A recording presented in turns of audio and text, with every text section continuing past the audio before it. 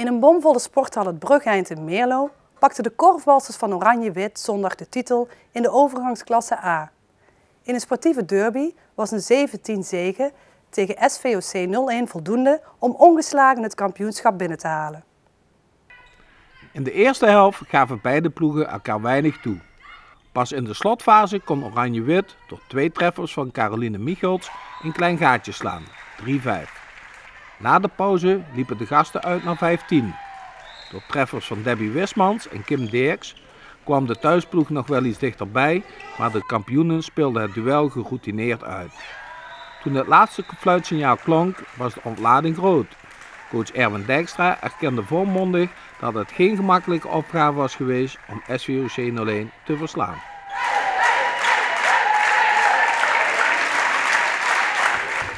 Nee, ja, het ging inderdaad niet makkelijk, tot de 3-3. Misschien wat spanning, maar ook SVOC denk ik verdedigt gewoon ook wel prima. En dat maakte het dan ook wel lastig. En uiteindelijk na de 5-3, toen hadden we het eigenlijk wel redelijk onder controle, vond ik. Nou, het was heel spannend, zeker. Er ligt toch een bepaalde druk op het team en individueel. Maar ik vind dat we als team goed hebben gepresteerd vandaag. En gezien het eindresultaat mag er wezen natuurlijk. En daar hebben we ook op gehoopt. Ja.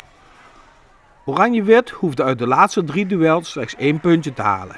Het kon dus eigenlijk niet meer misgaan voor de Leunse korfbalsters. Zo zou je er naar kunnen kijken, maar dat hebben wij eigenlijk iedere keer niet gedaan. We hebben altijd gezegd van we kijken het per wedstrijd. En als je vandaag verliest, dan is het nog maar 4 punten. En dan wordt de druk alleen maar groter.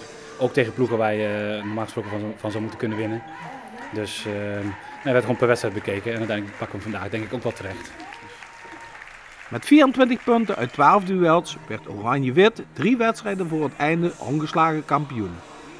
Yvonne Vervoort had met 3 treffers een groot aandeel in de zege van haar ploeg. Ze kwam aan het begin van dit seizoen over van Erika. Haar beleving van de sport is niet veranderd. Nou, ik denk, goed, tuurlijk, Amerika, daar heb ik zo lang in gespeeld. En dat is dan je teampje, maar je komt dan nu hier en ja, je wordt gewoon hartelijk ontvangen. Ik kan niet zeggen wat nou een verschil is. Ik bedoel, je gaat er gewoon met z'n allen voor. Je staat met z'n allen in het eerste team en je staat gewoon voor het team. Je speelt gewoon met z'n allen samen de wedstrijd uit. En ik denk dat dat gewoon het belangrijkste is. Dat je individueel en dan ook samen gewoon een kampioenschap binnen kunt halen. Het kampioenschap kwam niet als een verrassing voor Oranje-Wit. Van tevoren hadden we een aantal ploegen waarvan we zeiden van dat zijn de kampioenschapskandidaten. En waaronder ook SVOC. Je gaat wel zo de competitie in. En van tevoren, als ik dan kijk naar een hoofdklasse, dan moet een ploeg denk ik verschillende speelstijlen kunnen hanteren en zich kunnen aanpassen. En dat kan deze ploeg. De hoofdklasse is voor Oranje-Wit weer een nieuwe uitdaging. Nou ja, we staan op het veld ook al hoofdklasse, dus dat is natuurlijk wel een tandje hoger. Maar ik weet zeker, aangezien als nu ik zie hoeveel wij al gegroeid zijn in deze competitie, dat gewoon alleen maar beter kan worden, denk ik. Als het aan coach Erwin Dijkstra ligt, is dit niet het eindstation voor zijn team. Het is een jong team, uitgezonderd een aantal. En ik denk dat je met deze groep kun je mee gaan draaien in de hoofdklasse bovenin en misschien nog wel een stapje hoger naar de topklasse doorgaan. En waar was zondagavond het feestje? Bij Pietje Martens natuurlijk. Ja, dus. Ja, ik geloof het wel. Ik weet het niet precies, maar ik denk het wel.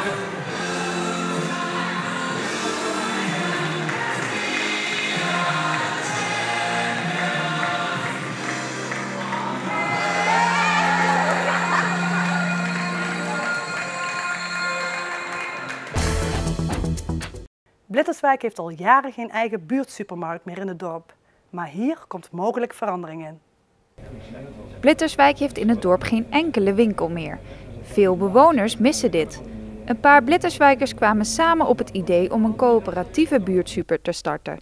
Zij hebben gekeken naar een soortgelijk voorbeeld in het Brabantse Sterksel, waar al jaren door veel vrijwilligers een niet-commerciële supermarkt wordt gerund. Daar zijn we met een delegatie van de dorpsraad zijn we daar naartoe geweest. En daar hebben we eens rondgekeken. En nadat we dat gedaan hebben, zijn we een keertje teruggegaan om een film te maken. Het was ons eigenlijk zo goed bevallen we hebben gezegd, dit willen we delen met de hele gemeenschap Blitterswijk. En zodoende de mensen een beetje warm te maken. En niet alleen gezien het feit dat er een winkel moet zijn, maar dan kijken we meer naar het feit dat we een ontmoetingscentrum eigenlijk missen in het dorp. En vooral op het sociale vlak denk ik dat dat een heel belangrijk iets is. En dat is ook hetgene waar we eigenlijk voor gaan. Dus niet voor de commercie en voor winst of wat dan ook, maar duidelijk om een stukje invulling te geven aan het dorp Blitterswijk. De buurtsuper wordt dus voornamelijk een ontmoetingsplek voor de bewoners van Blitterswijk met daarbij een gelegenheid om wat boodschappen te halen. Om deze winkel te realiseren zijn er heel wat mensen nodig. Hij zal in eerste instantie opgezet moeten worden met toch minstens 1 betaalde kracht. En dan is dat betaalde niet belangrijk, maar wel iemand die verstand van zaken heeft. Dus die moet commercieel goed geleid worden. En daarbij is dan de inzet nodig van een hoop mensen, onder andere uit Blitterswijk, vrijwilligers. En vrijwillig moet je dan zien in het feit dat alles wat er in die winkel gebeurt, door vrijwilligers gebeurt. En dat het commerciële weer naar boven komt, maar we zullen het samen moeten doen. Vorige week is het filmpje over de voorbeeldsupermarkt in Sterksel online gezet. De reacties van de bewoners op het initiatief vanuit Blitterswijk zijn tot nu toe wisselend. En wanneer het wisselend is en men daar wat negatieve uitspraken over heeft, dan komt het eigenlijk omdat ze niet direct weten hoe het eruit gaat zien en hoe het uiteindelijk gaat lopen. Daarom zal dat filmpje van Sterksel er zeker aan bijdragen om de mensen een duidelijk beeld te geven hoe leuk het kan zijn. De aankomende maand zal de werkgroep de plannen verder bekendmaken aan het dorp. Aan een locatie voor de buurtsupermarkt is ook al gedacht. Het schoolgebouw, dat zou een optie kunnen zijn. De klassen die worden minder, dus er zijn minder leerlingen in een dorp. Er is zelfs sprake van dat in de toekomst wellicht 2 of 3 lokalen niet meer nodig zouden zijn. Als wij dat in kunnen vullen met een dorpswinkel, dan kan het gebouw mooi behouden blijven. En dan is het een geweldige invulling met een buurtsuper. De werkgroep hoopt dat er in augustus meer concrete stappen kunnen worden gemaakt, zodat er aan het eind van het jaar wellicht een buurtsuper in Blitterswijk kan worden geopend. Cultuur is belangrijk. Dit heeft de provincie Limburg vastgesteld in het beleidskader 2013-2016. Om te onderstrepen dat culturele instellingen belangrijk zijn, is een campagnetour opgezet. Gistermiddag was de aftrap in het Odapark in Venray. Een mooie opsteker voor het Odapark, want de belangstelling van de provincie voor de Venrayse cultuurinstelling betekent ook aandacht. En daarom zijn ze vereerd. Ja, zeker. Het is toch heel fijn dat we als eerste de onderstrepingsstift krijgen, de maker. Omdat dat aangeeft hoe belangrijk de provincie cultuur vindt. Maar ook dat ze zien dat wij dat hier in Venray op een hele goede manier doen. Met onze vrijwilligers, met allerlei culturele instellingen. Samen maken we een heel mooi product hier. Wijd en zijd bekend ondertussen, dus daar zijn we zelf trots op. Maar het is leuk als het onderstreept wordt door de provincie. En dat onderstrepen gebeurde op symbolische wijze met een uit de kluiten gewassen markeringsstift die bij de ingang van het theehuis in het Odapark is geplaatst. We hebben hier bewust voor gekozen om wel nog een keertje, en dan kijk ik meteen naar de marker die er hier buiten staat, om te onderstrepen hoe belangrijk wij als provinciale overheid cultuur vinden voor de Limburgers zelf, maar ook de bezoekers die naar Limburg en dus ook naar dit park toe komen. Maar ook om te onderstrepen hoe belangrijk wij het Odapark vinden in het aanbod van cultuur in onze provincie. En daar is de Venrayse Stichting Odapark maar wat blij om.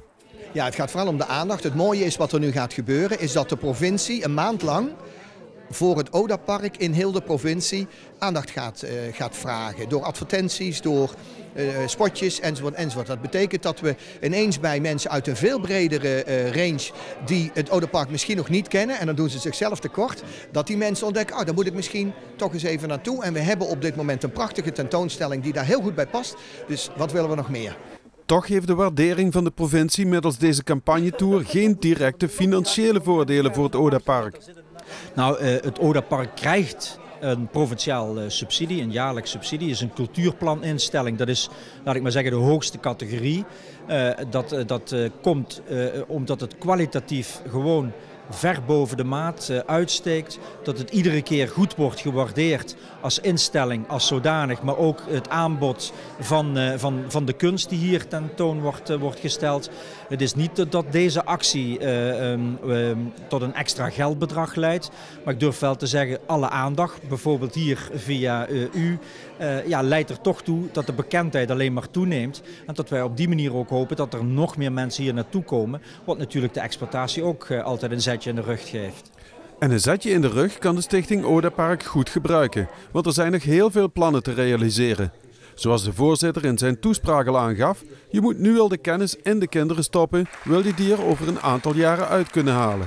We zijn aan het nadenken over een educatieruimte en we worden vanuit de Venraïsche gemeenschap ondersteund. Er gaat een grote fundraisingactie komen voor een leslokaal waar we met kinderen plezierig kunnen werken. Maar ook met volwassen groepen om aan educatie te doen om te laten ontdekken hoe leuk moderne kunst kan zijn. Daar heb je een ruimte voor nodig, want we hebben hier simpelweg te weinig ruimte. Nou, we worden ondersteund ermee en de gedachtenvorming daarover begint ergens op te lijken. Maar het is nog niet zover dat we de vergunning aan het aanvragen zijn. John Wijers is geselecteerd voor het Nederlands team van zwemmers dat naar de World Transplant Games gaat. Maar niet meer vanuit Limburg, want John gaat verhuizen.